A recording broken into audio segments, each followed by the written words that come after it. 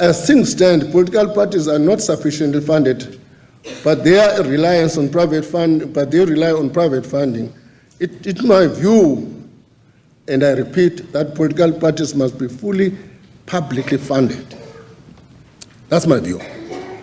A suggestion put forward by the Finance Minister, Godongwana, says several factors should be considered when dealing with issues of appropriate funding of political parties and what form it should take.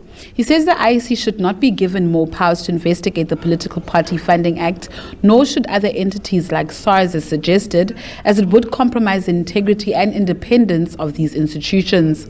If you talk about optimal funding, I don't have the answer.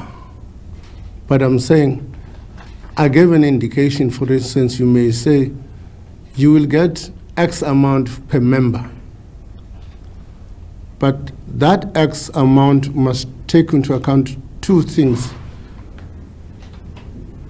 The political work of the political party, which currently we give via parliament. And secondly, the political party's activity itself. And thirdly, the amount may fluctuate depending on the election period. In an election period, we may have an inflection. Beyond the election, it may go down. Those are some of the permutations people have got to think about. I do not want SARS, IEC, all of those people entering into the political terrain. Once you get SARS into investigating politicians, its independence and integrity is compromised. The same applies to IEC. I was talking to a colleague, I was thinking aloud, talking to a colleague yesterday. I said, this is one of the areas where you may need, I'm thinking aloud, an independent retired judge to run this thing.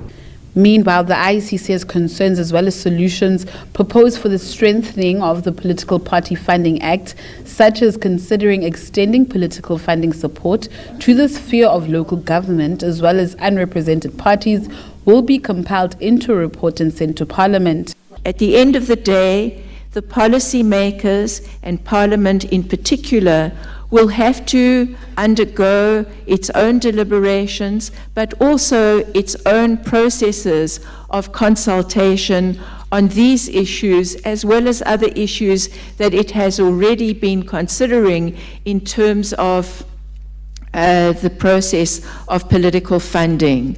Doubtless, as many have put forward issues even pertaining to thresholds, I have no doubt that will be part of what the Portfolio Committee and members of Parliament consider.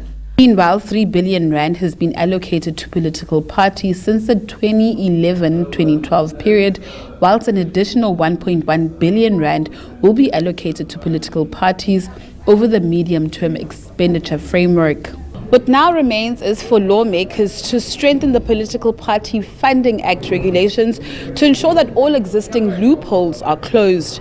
For SABC News, I'm Natasha Piri in Durban, KwaZulu-Natal.